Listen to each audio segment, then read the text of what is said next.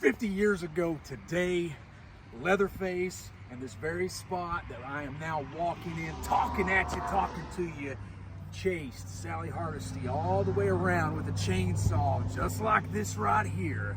And that day would go down in infamy. That day would be on August 18, 1973, and that day would be known as the Texas Chainsaw Massacre. It just so happens that we're at the gas station from the original Texas Chainsaw Massacre. Saw's family, baby. Saw's family.